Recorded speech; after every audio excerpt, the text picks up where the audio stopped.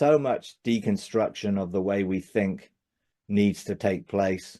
Religious deconstruction, cultural deconstruction, all sorts of things that we thought we knew, that then you come to realize you didn't know at all. And we are programmed. I mean, coming from an evangelical background, you're programmed to accept the Bible as absolute, literally fact and totally 100% completely true.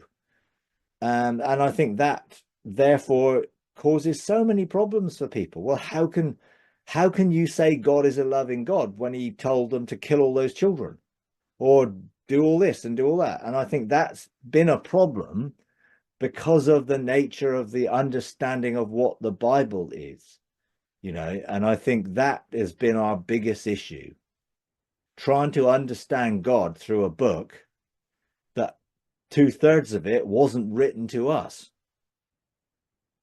And the other third of it was written to a group of people 2,000 years ago. And most of what was said there is already past, and therefore you're trying to understand something without the relationship through a mediator of a book. And I understand why it's so difficult for people to realize how good God is when they look at the Old Testament and what they think was written there by God. This thing that God inspired every bit of the Old Testament and the New Testament is a problem. How could he inspire those people who said lies? He didn't inspire lies, but the lies are recorded. Did he inspire the people to record the lies? Maybe. But they recorded their understanding of God in a way which became progressively more who he really was. And once you get prophets starting to prophesy a new covenant, they start to present God differently. Like God never wanted sacrifices and offerings. Well, what have we been doing for the last 1,500 years? I imagine that's what they must have thought. I mean, if you heard a prophet telling you that God didn't want sacrifices and offerings, how would have that made you feel about what you were doing to get to God by having to give all these sacrifices and offerings? And then some guy comes along and says, no, God never wanted that in the first place. Maybe it must have been like, well, either I'm not believing him, he's not a prophet, because that contradicts what I think I know, or, well, if it is God, well, what have we been doing all this time, following this religious system of laws when God didn't require it? And then you get the New Testament where Jesus comes and basically reveals the true nature of God as love, and then that gets reaffirmed. God never wanted sacrifices and offerings. But most of the evangelical community still believe in sacrifices and offerings, just New Testament ones. And they still believe that God set up the law and the system of the law, and they've set up their own laws. They're just New Testament laws. You got to read your Bible, pray every day, go to church, do this, do this, do this, and they're just new laws, and people feel guilty if they don't do them. Jesus came to reveal who God really was, and he came to reveal that God is love. And anything that's contradictory to that is contradictory to the truth. And I think that's the easiest way, I think, for us to understand something. Does it contradict God being love?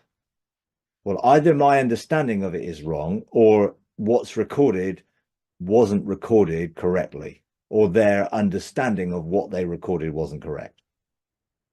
So did God tell them to destroy a whole group of people? No, he didn't. Because that is totally contradictory to God being love.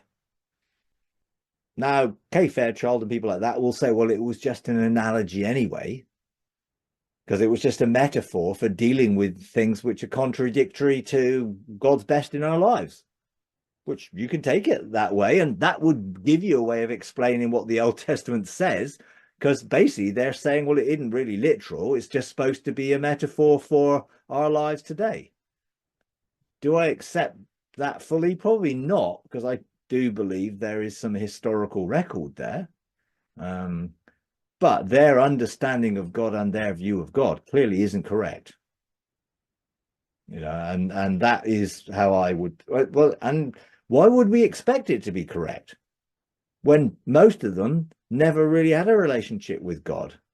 And those they did was still an external relationship, not an internal one.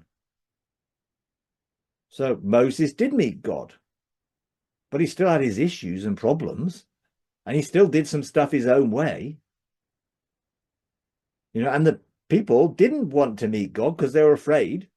Therefore, they set up a mediation system, and Moses basically accommodated them and adapted a whole system to enable them to follow rules, because they weren't wanting relationships, so they needed rules. And they kept breaking the rules. So you have this system. Yeah.